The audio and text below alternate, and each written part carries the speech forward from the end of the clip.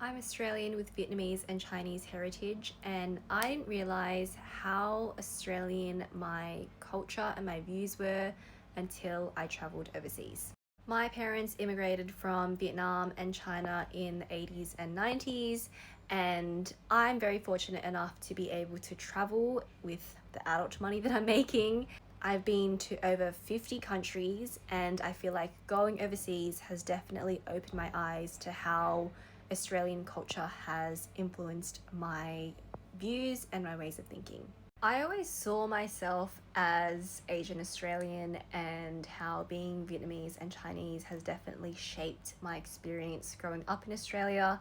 I hold very strong family views. I'm very connected to my family. I have a lot of filial piety towards my family and my parents, and a lot of community in that sense. And I don't feel like I'm as individualistic as a lot of Western cultures or ideals are. I feel like I am more community focused. So I always saw myself as upholding these kind of Asian structures of thinking, like getting a good career and almost trying to assimilate into Western culture as much as I can. I think growing up, I did see that I was different and I wasn't white, and there were moments where I did feel like I was excluded, but because I grew up in a heavily Asian part of Sydney, I didn't feel so different because there were a lot of peers and families that were in the same position as me. I also went to Vietnamese school growing up for 10 years, so I made friendships with people that were also Vietnamese second generation immigrants, and I also had lots of friends that were from Chinese backgrounds. So it wasn't necessarily that I felt super different growing up, but I knew that I didn't fit fully into the Western white Australia. One of the things that I realized that I kind of am more Australian than I think I am is how much I love nature and big open spaces. And I am not a city person, even though I live in Sydney. I really don't like how crowded everything is and how dense it is.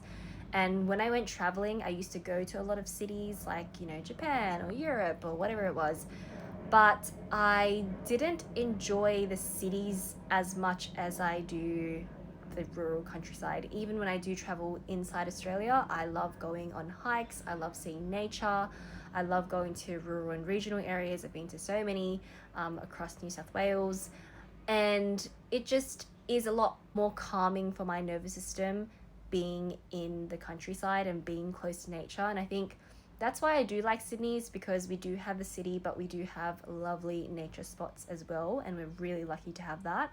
Going on a city trip just doesn't excite me as much anymore, and for me, when I choose to go on a trip, I actually prefer going to places like tropical islands, like the Pacific Islands, because it's just amazing for regulation for my nervous system after being in a very like hustle bustle culture in Sydney, which isn't even as much of a hustle as other places in the world like New York.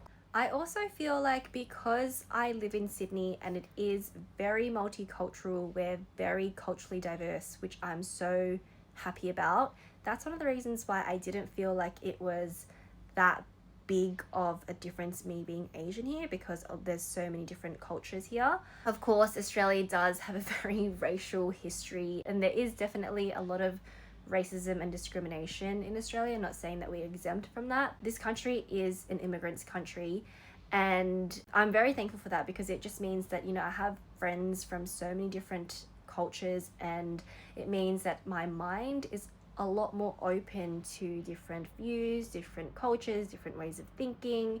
And I love that. I love that I can be more empathetic for these different cultures. Whereas I think overseas in other countries, it's often quite homogenous. Maybe people don't feel like they don't fit in, but they just kind of have this more collectivist society.